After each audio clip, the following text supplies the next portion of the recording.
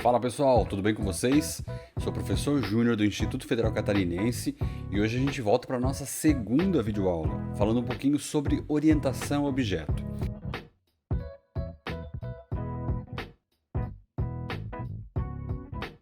Nós conversamos na aula passada a respeito da linguagem C e de algumas características que a diferenciam de outras linguagens, inclusive algumas possibilidades que a gente pode ter com a linguagem C. E hoje o meu propósito aqui é que a gente possa entender um pouquinho, né, superficialmente, ainda que superficialmente, o que é a orientação a objeto e de que maneira ela contribui com o processo de programação. Acompanhe comigo aqui na tela então, vamos lá.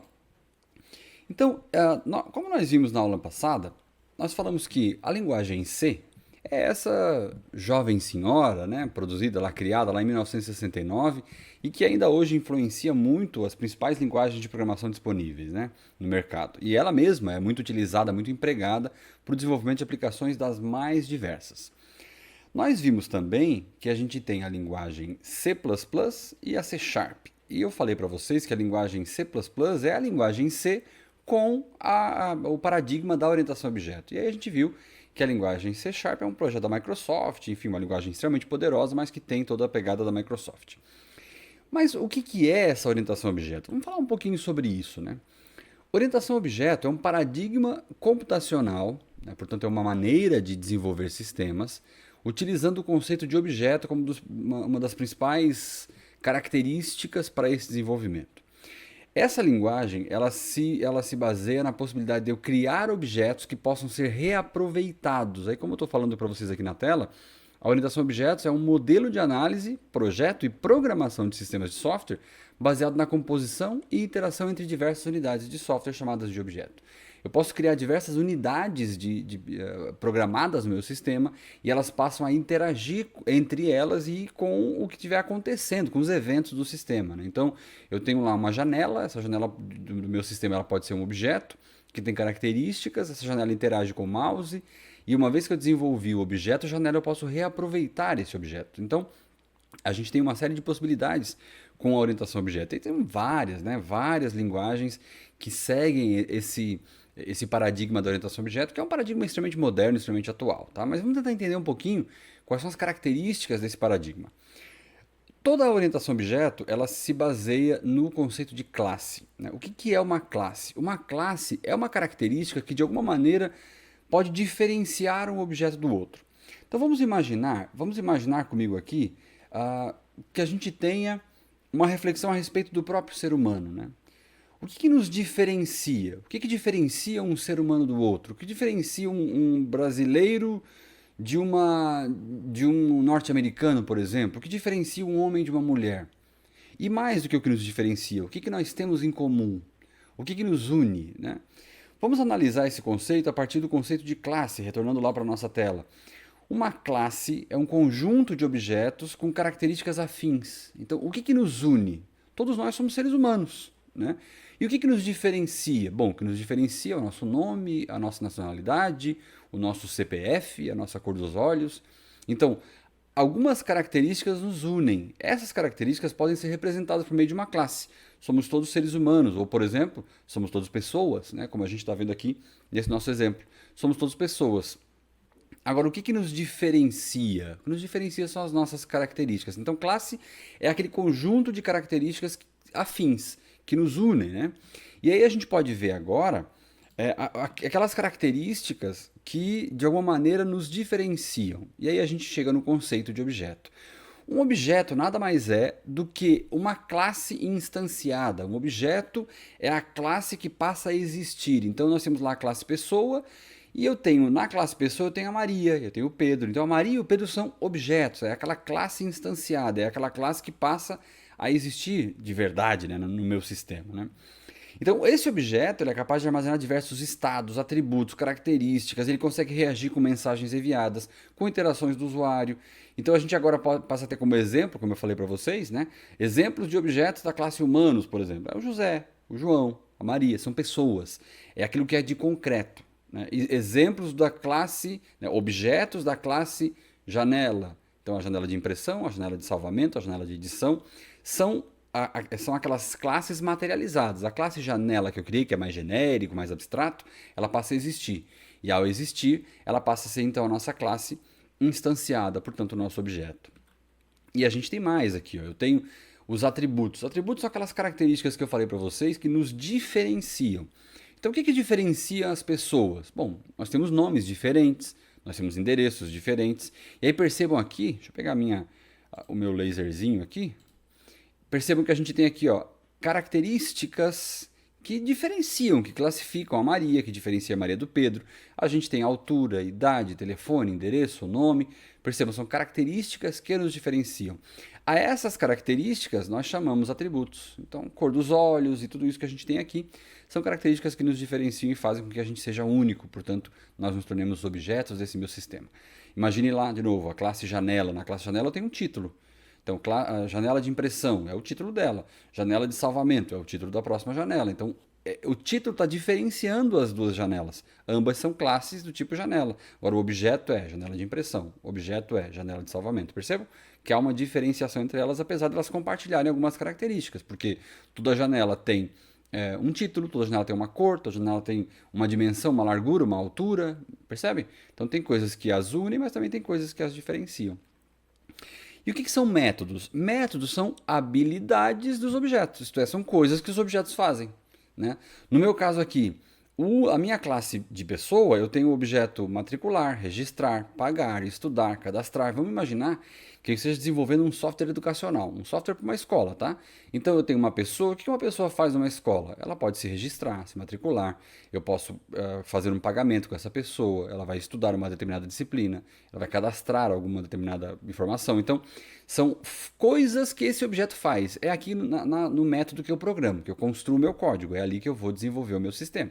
Né? Então, aqui no nosso exemplo aqui eu tenho o cachorro, né? Que ele tem um tamanho e uma raça. Então, a classe cachorro tem os atributos tamanho e raça. E tem o método latir, que são coisas que ele faz, que ele consegue fazer. Então, todo tipo de cachorro que eu for criar aqui, eu vou ter que informar para ele o tamanho e a raça e ele vai ser capaz de latir, de produzir um ruído. Né? Percebe? Vamos lá. E aí a gente tem algumas possibilidades da orientação a objeto, que são bem interessantes.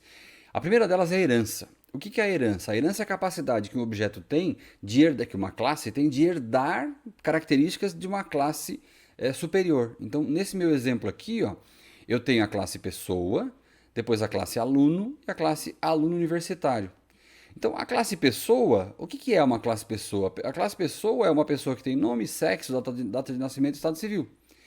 Mas o que é uma classe aluno? Eu posso dizer que eu tenho uma classe aluno do tipo pessoa. Quando eu faço isso, eu estou definindo o atributo de herança e digo o seguinte, olha, o aluno ele tem matrícula e curso. Mas como ele é do tipo pessoa, ele também tem nome, sexo, data de nascimento e estado civil. Percebe? Então ele herdou, além de matrícula e curso, ele herdou também as características da classe mãe, que é nome, sexo, data de nascimento e estado civil. Então uma vez que eu criei a classe pessoa, eu posso reaproveitá-la várias vezes. E o que é um aluno, uma classe aluno universitário do tipo aluno? Uma classe aluno universitário significa que eu tenho uma nota de vestibular, mas também, como eu herdei outros atributos, outras características, eu herdei matrícula e curso, que por sua vez também herdou nome, sexo, data de nascimento e estado civil. Então, a classe aluno universitário é um objeto, era uma classe que vai se tornar em um objeto, mas que vai conter todas essas informações. Nota do vestibular, que é o que diferencia um aluno comum de um aluno universitário, portanto uma nota de vestibular, mas além de tudo vai ter uma matrícula, um curso, um nome, um sexo. Então a gente vai herdando características de classes anteriores. Né? Bem interessante porque esse tipo de coisa evita que a gente tenha que criar linhas de código infinitas lá e repeti-las várias vezes quando a gente precisa dessas informações aqui. Certo? E a associação?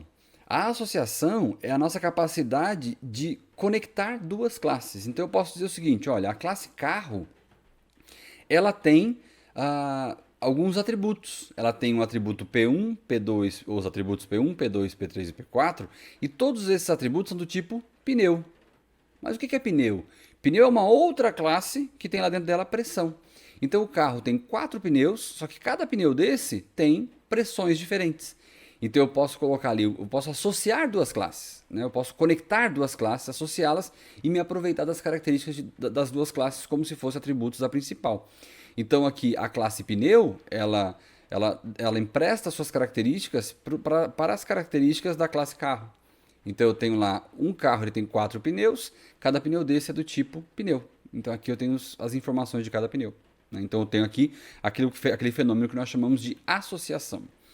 E o encapsulamento? Como a gente viu que eu consigo criar várias classes, eu consigo conectar essas classes, eu consigo ligar as características delas, a característica de encapsulamento, ela permite com que eu vá fechando essas informações e permita que somente um determinado grupo de usuário possa ter acesso a ela, um determinado tipo de classes possam ter acesso a essas características. Então isso é muito utilizado quando a gente discute segurança de informação. Eu consigo ir fechando e tornando esse meu software mais seguro, controlando acesso e ao mesmo tempo mais flexível também, porque eu posso criar uma classe gigantesca com muitas informações, mas posso dizer que um determinado usuário vai ter acesso somente a parte dela, né? Parte dessas características, dessas informações. Então isso é bem interessante. A abstração é a nossa habilidade, então, de concentrar nos aspectos essenciais de um contexto. É basicamente aquilo que eu já tinha falado. Eu consigo, então, ter lá, a respeito de um carro, eu consigo ter diversas abstrações diferentes. Os registros de uma oficina, que envolve a placa, o conserto, o pagamento que foi feito lá. Os registros em casa, que é o consumo do carro, né, quilômetros por litro, quantas vezes eu fiz manutenção. Os registros do órgão de trânsito, do Detran, em que eu vou ter lá a identificação do carro no órgão de trânsito, os impostos que foram pagos, a placa e etc., né, as vistorias que foram feitas. Então eu tenho diversas abstrações sobre um determinado objeto, né, são visões diferentes, de acordo com interesses diferentes sobre o mesmo objeto. É a mesma classe, é o mesmo objeto, mas eu tenho olhares diferentes para esse objeto. Isso faz com que a gente não tenha que criar muitas tabelas diferentes ou muitas características diferentes de um mesmo objeto. Tá? Polimorfismo. O polimorfismo é uma capacidade que eu tenho de fazer com que, na orientação a objeto, eu consiga diferenciar um determinado método, eu consiga produzir resultados diferentes a partir de um determinado método, a partir desse método ancestral. Então, vejam só, a gente sabe que um objeto ancestral, uma classe ancestral, ela herda características, né? Ela vai herdando características na medida em que a gente vai avançando, e essas características elas podem ser adaptadas de acordo com o contexto. Então eu criei a classe animal. Na classe animal, eu tenho lá um método de emitir som. Só que vejam, todos os animais, ou a grande maioria deles, emitem sons, não é verdade? Mas que tipo de som? Aí eu criei lá a classe cão e disse que ela é do tipo animal. Só que som que o cão emite? O cão late, né? Mas eu criei também a classe gato e disse que era do tipo animal. Mas o método de emitir som é o mesmo. Então como é que eu vou fazer para diferenciar o som dos dois? É muito simples. Na orientação a objeto, a gente tem a possibilidade, por meio da característica de polimorfismo, de dizer o seguinte, olha, esse emitir som, se for para cão, é um determinado som, é um latido.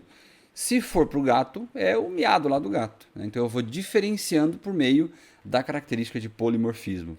Tudo com o objetivo de que a gente programe cada vez menos, digite cada vez menos linhas de código. Né? Então a gente vai construindo essas possibilidades com orientação a objeto.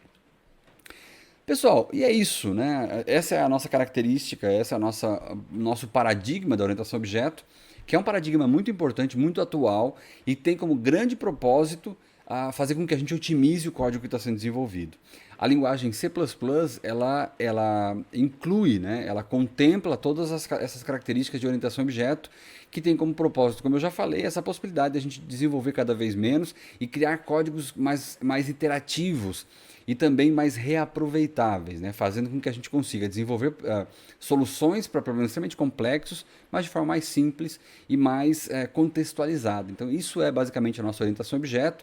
Eu recomendo muito que vocês busquem mais informações a respeito dela, porque claro, nosso objetivo aqui era apenas um overview, né? Uma introdução, para que a gente possa entender o que é a orientação a objeto e como ela impacta a maneira da gente desenvolver sistemas. Espero que vocês tenham gostado e eu espero vocês então na nossa próxima aula. Um grande abraço e até lá. Tchau, tchau.